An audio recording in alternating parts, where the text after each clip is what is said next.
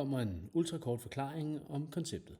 Så når patienter de skal ind til en operation, så møder de først op og snakker med kirurgen og anæstesilægen. Og her der får de nogle informationer om forløbet, men lige nu er det meget vag information, for vi har ikke særlig gode data på, hvordan patienterne faktisk har det efter deres operationer. Det er lidt ærgerligt, for vi har faktisk ret meget data.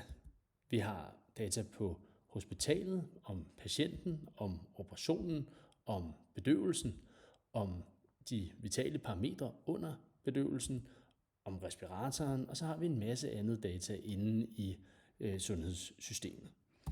Alle de her de kan blive samlet i et data warehouse, så vi for hver enkelt patient ved, hvordan de har haft det under og efter forløbet, og hvordan de er blevet opereret og bedøvet.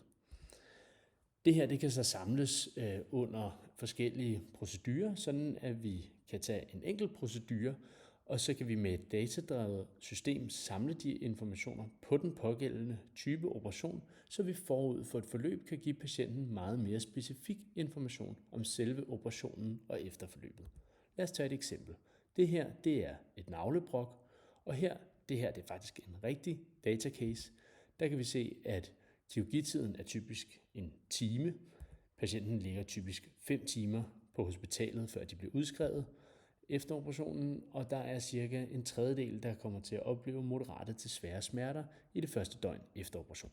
Heldigvis for patienterne her, der er der ikke særlig mange, der får kvalme og opkastning efter operationen, men de bruger dog stadigvæk noget morfin i det første døgn. Den her type informationer er meget værdifulde og kan på helt gammeldags manér kodes, så vi kan benchmarke forskellige hospitaler op mod hinanden i, hvordan det går, og vi kan lade os inspirere af forskellige behandlingsguidelines. På den måde så kan vi løbende og sådan helt Kaizen Lean-teori baseret optimere vores behandling og se, hvordan det betyder, eller hvad det betyder for de efterfølgende outcomes. Ligeledes så kan vi lave individualiseret terapi, hvor at vi stratificerer vores data på f.eks. alder eller køn eller komorbiditeter og lave en mere individualiseret risikostratificering.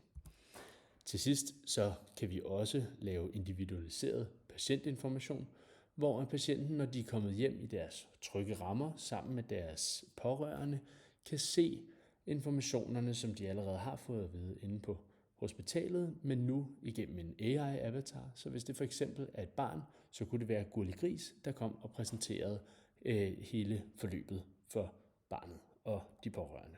På den måde så har vi mulighed for med et datadrevet system, som er det vi prøver at lave i AAA, og optimere den nuværende behandling, der altså mangler de her data. Tak for det.